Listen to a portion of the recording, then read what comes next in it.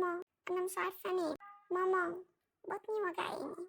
ماما هو احنا هنخرج بكرة؟ تعرفوا إن 70% من الأطفال الحركيين بيعانوا من مشاكل في النوم، واللي أشهرها صعوبة الدخول في النوم، وده بسبب النشاط الزايد في الجهاز العصبي. فالطفل دماغه من كتر ما هي متحفزة مش عارف يهدي نفسه ولا يوقف الأفكار اللي في دماغه عشان يدخل في النوم. الحل إيه؟ الروتين في الحالة دي مش رفاهية، لأن الروتين هنا بيكون كأنه هو نظام التهدئة الخارجي بتاع الطفل، عشان هو عبارة عن برنامج ثابت بيتكرر يوميا قبل النوم مثلا بساعة أو أكتر. فلو احنا مثبتين مثلا إننا عايزين ننام الساعة 8 بالليل، ولازم يبقى ميعاد ثابت علشان نبدأ ننظم هرمون الميلاتونين اللي بيساعد الطفل إنه ينعس، إن الهرمون ده يفرز بانتظام في الوقت ده. فنبدأ من الساعة 7 مثلا، إننا معروف إننا بنلم اللعب أول حاجة، وبعدها بنتعشى، وبعدها نغسل سناننا، وبعدين ندخل في السرير نعمل ستوري تايم مثلا ونصلي وننام الساعة 8، ونكرر النمط ده يوميا. وصدقوني المشكلة دي بتدريج هتتحل، ومع الانتظام عليها الفترة